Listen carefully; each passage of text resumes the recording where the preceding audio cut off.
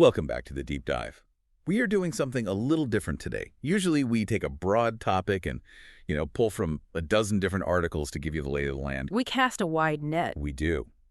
But today, we are going deep in the literal sense. We are tunneling into a single room on a single night in the year 1964. It is a very specific vibe. We are looking at Wednesday, October 14th, 1964.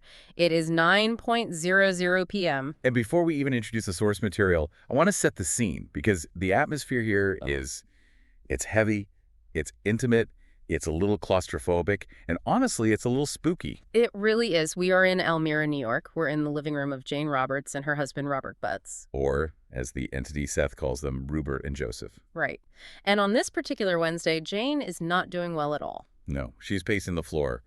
The session notes tell us her eyes are dark. She isn't wearing her glasses, which is a detail that always sticks out to me because she was practically blind without them. But she would always take them off to go into trance. It was part of the ritual. She's dissociating. She feels physically ill. And the air in the room is just charged because they're about to sit down. Not with the Ouija board anymore. But... Right. She's past that now. Yeah. She's about to just let Seth speak directly through her to discuss the very nature of reality. It sounds like the setup for a horror movie, doesn't it? Yeah. You've got the dark eyes, the pacing, the mysterious entity about to speak. You're just waiting for the jump scare. Exactly. But what we actually get in this session, this is session 97 of the early sessions, book 3 of the Seth Material, is, well, it's surprisingly grounded at first. Oh, it starts with a roast. A brutal but hilarious roast of Jane's work habits. And then it just escalates. It really runs the gamut. You go from this very relatable, almost domestic comedy about hustle culture in the 1960s. To a full-on cosmic horror story about dreaming atoms and, the end of the universe. It's quite a ride. So we have a lot to unpack. We're going to talk about why Seth calls Jane a hammerhead. And yes, he uses that exact word. I love that part. Me too. We're going to talk about why you shouldn't panic about your productivity. And then we are absolutely going to get into the chilling part, as you called it.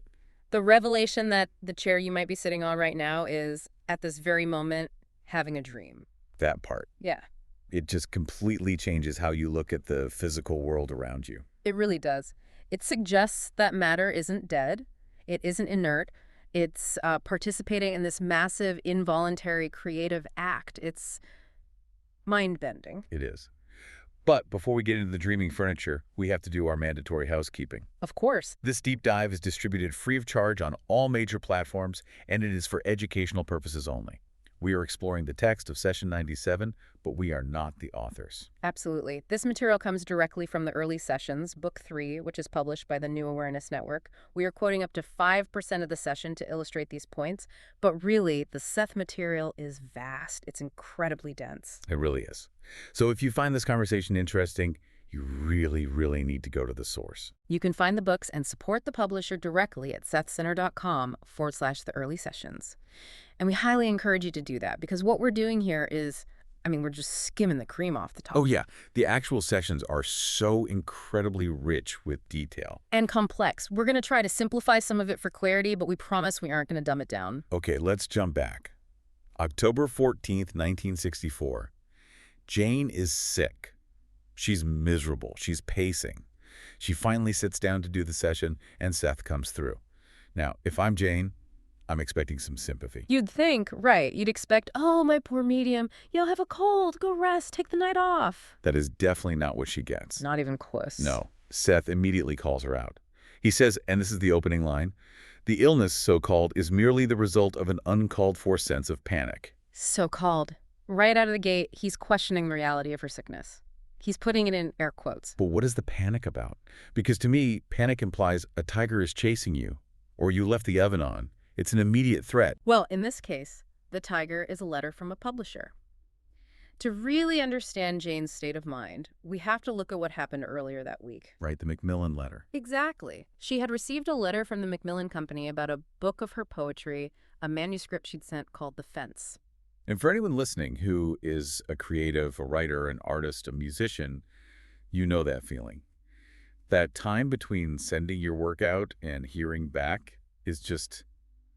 it's psychological torture. It is, and the letter she got was Well, it was confusing. It was what we might call a successful failure. Explain that. Macmillan wrote that they liked the book very much. They actually complimented the quality of the work, but they said they weren't going to publish it because they were abandoning their entire series of paperback poetry books. So it was a budget cut. It wasn't about her. It was completely a business decision. They even suggested another publisher would probably take it. Okay, let's just pause there. Objectively, that's a win, isn't it?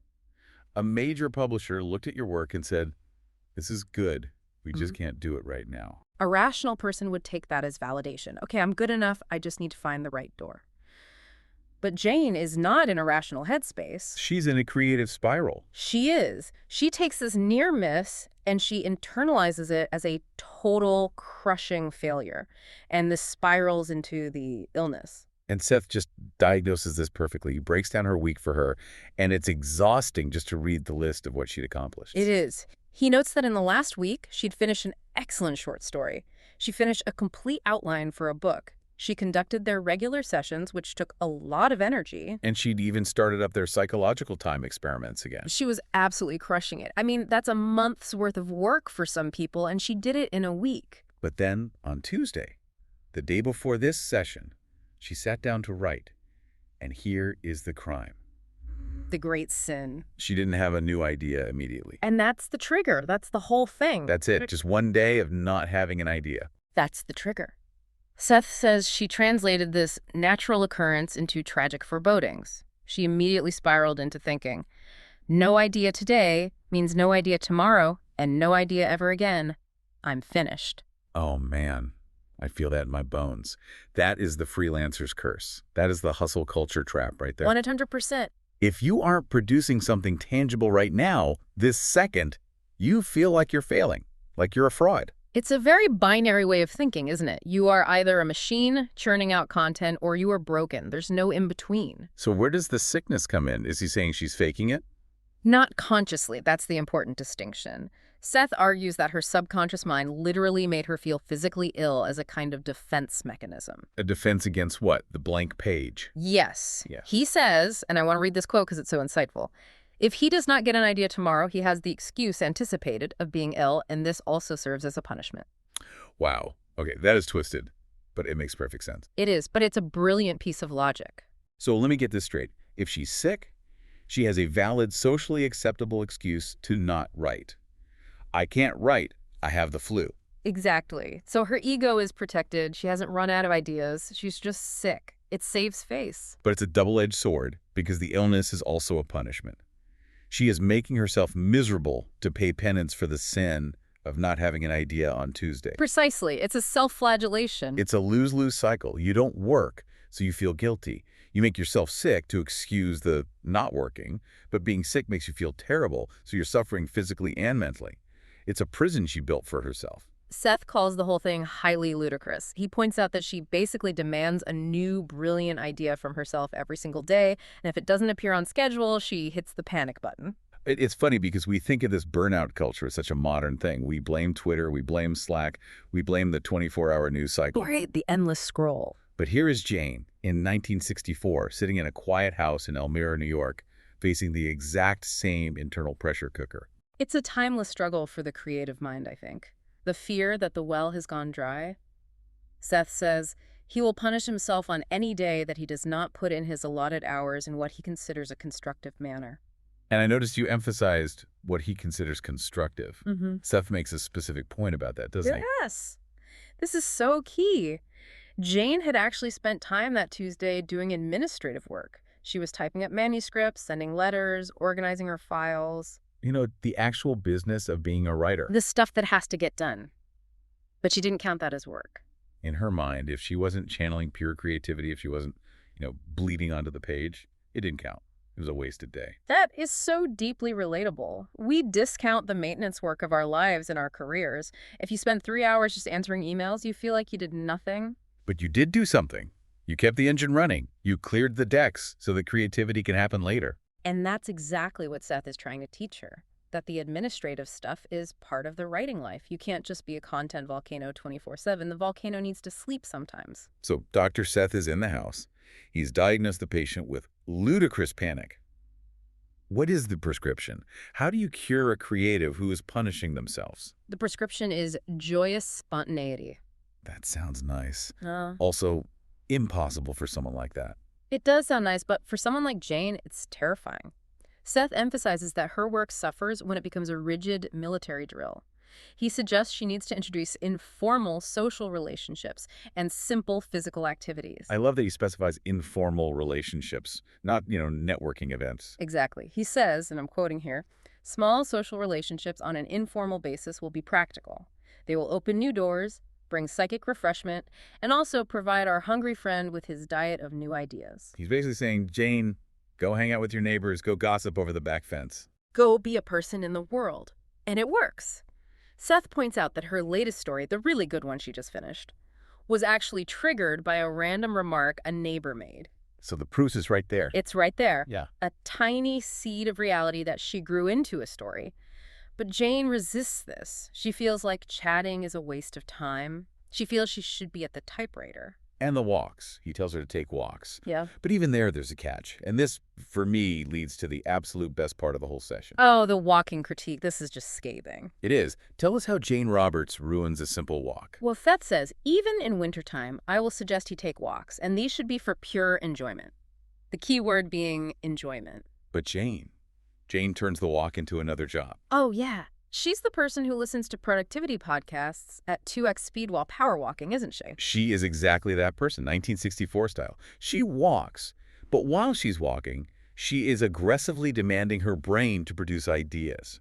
She's mentally shouting at her subconscious. And Seth has the perfect word for it. He says, hammering at his subconscious, as he does on his few walks, negates their purpose. Hammering, which of course leads to the nickname. The insult, the diagnosis.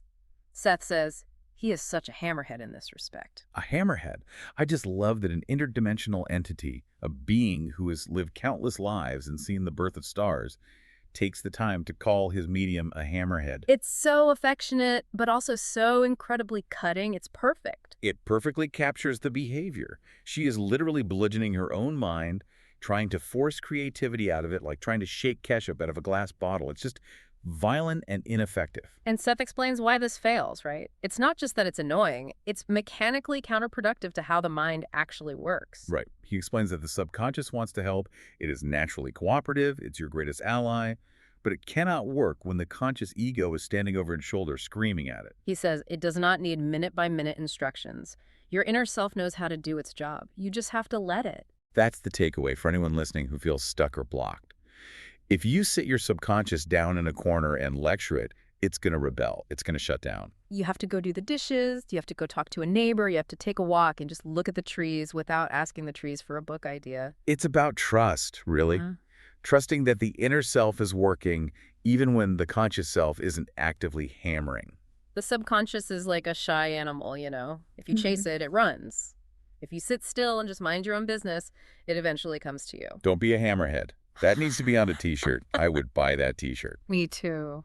Now, speaking of looking at the trees, this seems like the perfect bridge to the second and much, much weirder part of this session. It really is. Because once Seth finishes roasting Jane's work ethic, the conversation shifts completely.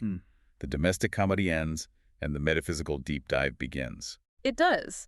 And the transition comes from Rob. While Jane was panicking about her day-to-day personal timeline, Rob, her husband, had asked a question earlier that day about the ultimate timeline. The big one. The end of the world. Just some casual dinner table conversation in the Roberts household. Pass the salt. And by the way, when does the universe implode? Pretty much, yeah. Rob wanted to know if this physical plane has a specified but unknown end. He was imagining this cosmic timer ticking down somewhere. Like, is there a date on the calendar billions of years from now where the director yells, "Cut!" and the universe just resets with a whole new cast of characters? And Seth's reaction to this is really interesting. The text says he pales at the idea. Right. Now, obviously, Seth doesn't have a physical body, but Jane's body reacted physically. She paled. Seth finds the idea of a predetermined end to be almost offensive, horrifying. He says, even I pale at the idea of a specified, and that would be predetermined end to your universe as you know it. Why does he hate that idea so much? Why is the end such a bad concept to him? I think it's because it implies a lack of agency. It implies that no matter what we do, no matter how much we develop or grow, The curtain just comes down at a fixed time anyway. It makes it all feel pointless. And Seth says exactly that. This would imply that despite the development of the inhabitants, their world would end at a particular point, and this is not the case. So, no apocalypse, no scheduled doomsday. Not in the way we think of it, no. He admits that there are cycles, areas of the universe are disassembled and reappear in other forms. But, and this is the crucial part, these cycles are brought about by the personalities living in it. Wait, hold on. So we decide when the world ends. In a collective sense, yes. We end the cycle when we are done with it, when we have exhausted its potential for learning and creativity. It's not something that's done to us by a god or a cosmic timer. It's a collective decision of consciousness. That's the idea, which is, that empowers us, but it also puts a lot of responsibility on our shoulders, doesn't it? It really does. But Rob is still anxious about time. He's not just worried about the whole universe. He's worried about his own soul's journey. He starts talking about projecting personalities into a future cycle. He asks about the 4th or 5th century of a new age. He's trying to do the math on his soul's timeline. If I evolve at X rate, I'll be in the 5th century by then. It's like he's treating spiritual evolution like a commute. How long until I get to my destination? Exactly. And this leads to one of Seth's core metaphysical concepts, one that is very, very hard for our linear minds to grasp, the spacious present. The spacious present. Let's unpack that. Because it sounds lovely, like a big, comfortable living room. But what does it actually mean in, physics terms? Seth corrects Rob almost immediately. He says, you forget that in the spacious present, you already are not only what you will be, but what you have been. Okay, my brain is starting to cramp a little. What does that mean? Think of it this way. We experience time like we're driving down a road at night. We can see the scenery passing in our rearview mirror. That's the past. We can see the road just ahead in our headlights. That's the future. And we are in the car. That's the present. Right. That's a good analogy. That's how life feels. Seth is saying, get out of the car. Go up in a helicopter. Look down at the entire landscape in the daylight. The whole road exists at once. The town you left behind you didn't disappear just because you passed it. The city ahead of you isn't waiting to be built. It's already there on the map. The landscape view, so it all exists simultaneously. Yes. The spacious present is that helicopter view. Everything is happening simultaneously, at once. So when Rob worries about sending a personality into the future, Seth says, therefore, such personalities that you would project are already projected. They already exist. He's already done it. so Rob's future self, the one living in the 5th century of some new age, is already there, living his life right now. Right now. The only thing separating the Rob in that room from his future self is what Seth calls the veil of unawareness. It's a perceptual barrier, not a temporal one. That's actually kind of comforting. It takes the pressure off. You don't have to strain and struggle to become something. You already are it. You just haven't walked that part of the road yet in your conscious focus. Precisely. And this idea of the veil is so important because in the next section of the session, Seth starts to actively tear that veil down. He moves from the structure of time to the structure of matter itself. And this is where things get, well, you called it chilling, and I completely agree. This is the dream stuff. Yes. Seth decides, almost out of the blue, to give a lecture on the nature of dreams. Now, usually when we hear about dreams, we think of psychology. Yeah. Freud, Jung, subconscious desires, anxieties, wish fulfillment, or just random neurons firing while we sleep. I dreamed about a pizza because I was hungry before bed. Exactly. But Seth takes a very, very different approach. He defines the dream world as a byproduct of the relationship between the inner self and the physical being. He calls it a chemical reaction and a transformation of energy. It sounds much more like physics than psychology. It is physics to him. Yeah. He says the dream world is physically oriented, just not in the same way our universe is. It has form, it has structure. It's not just a wispy imagination land. And then he drops the bomb. He starts with something we can all agree on, animals.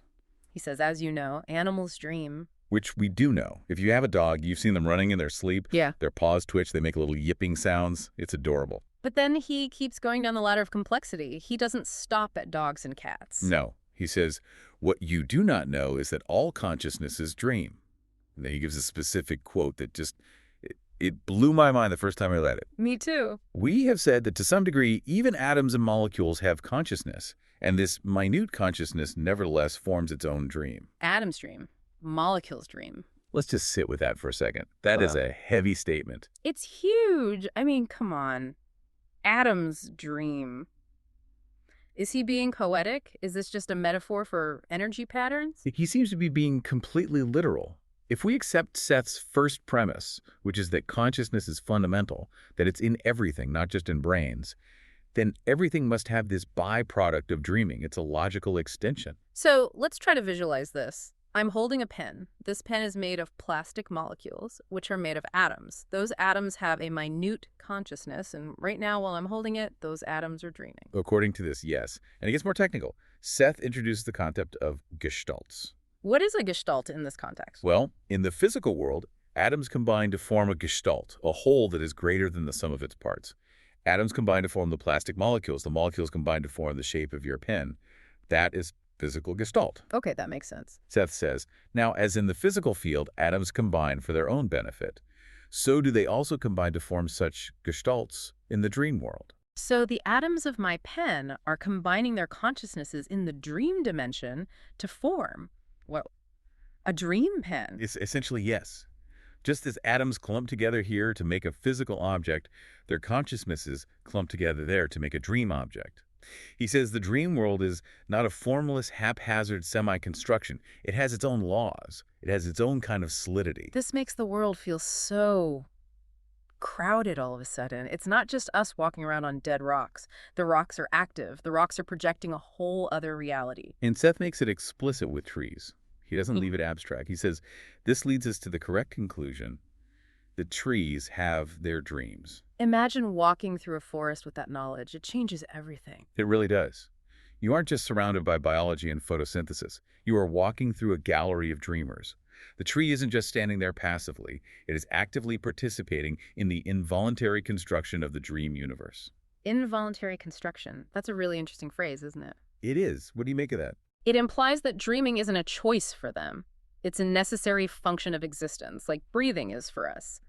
If you exist physically, you cast a shadow or a projection into the dream world. Seth says the dream world is a necessity for the continued existence of the physical individual. So if atoms stopped dreaming, they would fall apart, cease to exist. That seems to be the implication. The physical world and the dream world are in a constant feedback loop. They support each other. He says they exert pressures and influences one upon the other. It's a symbiotic relationship between matter and spirit. This connects back to the hammerhead advice, doesn't it? How so? Yeah. I didn't make that connection.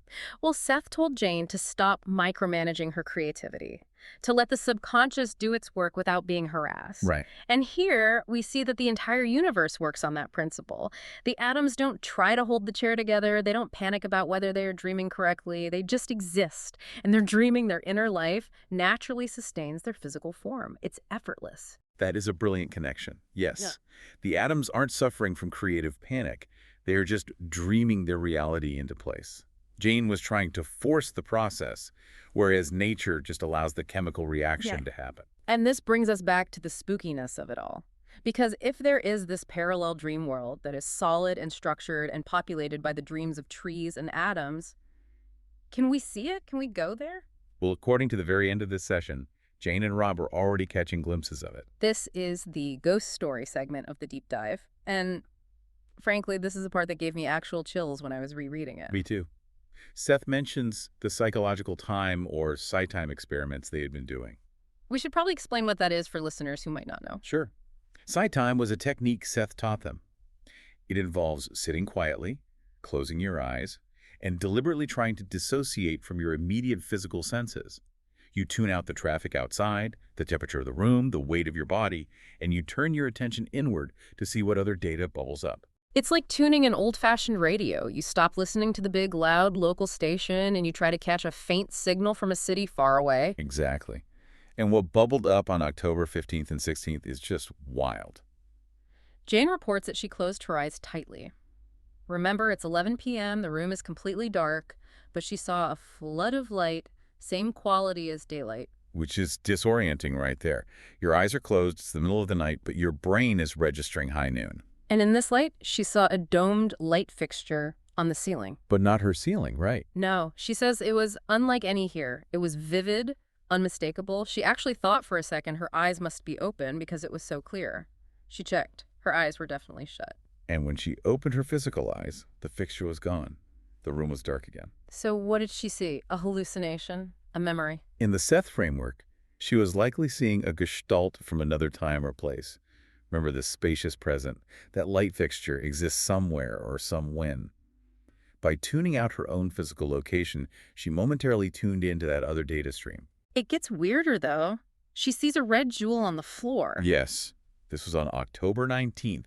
She sees a red jewel, maybe from a pin or a brooch, just lying on the floor, and she hears voices discussing it. She even hears her own voice replying, but she knows she isn't speaking physically. It's like she tuned into a radio frequency of another reality where she was having a conversation about a lost jewel. And Rob had an experience too, and this one is the most classic ghost story image you could possibly imagine.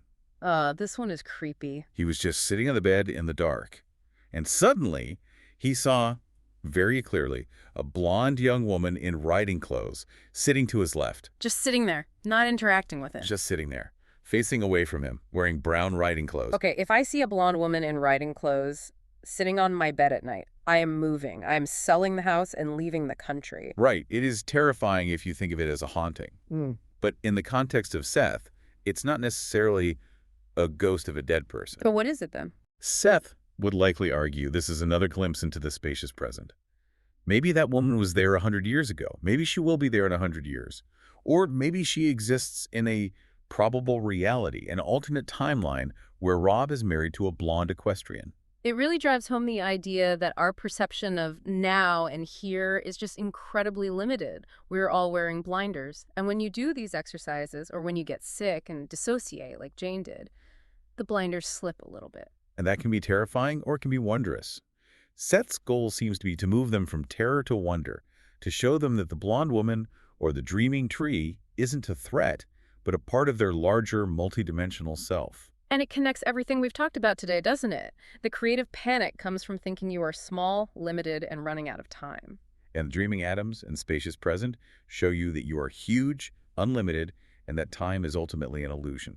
Exactly. Why panic about writing one story today when you are an eternal entity living in a universe that is literally built of dreaming light? It really puts that Macmillan letter into perspective, doesn't it? It certainly does. All of a sudden, a poetry book seems a little less important. So we've gone from Jane beating herself up about a poetry rejection to the realization that we are living in a multiverse of dreaming atoms where the past and future are happening simultaneously. It's a lot to take in for one Wednesday night in 1964. It really is. And as the session wraps up, Seth notes that Jane is feeling better. The headache is gone. The illness has lifted. The session itself was the cure. She stopped hammering her own mind and just let the information flow. She got out of her own way. And Seth signs off with one of his trademark quips. He calls them "my two pigeons" and refers to himself as their crusty friend. I love the analogy he uses at the very end. He says, "We are all in the same pie together, save that I am the baker and the crust both." Some recipe. I am the baker and the crust. That is a deep theological statement disguised as a dad joke. It is. It perfectly summarizes his role, doesn't it? He is the creator of the material, the baker, but he is also the structure holding it all together, the crust. And he's acknowledging that they are all mixed up in this strange reality pie together. It's such a warm, humorous way to end such a heavy and mind-bending session. It is. It reminds us that despite the scary metaphysics and the cosmic horror, Seth is ultimately a benevolent and very funny teacher. So what does this all mean for us, for the listener who is maybe driving to work or doing the dishes or, ironically, trying to write a poem right now?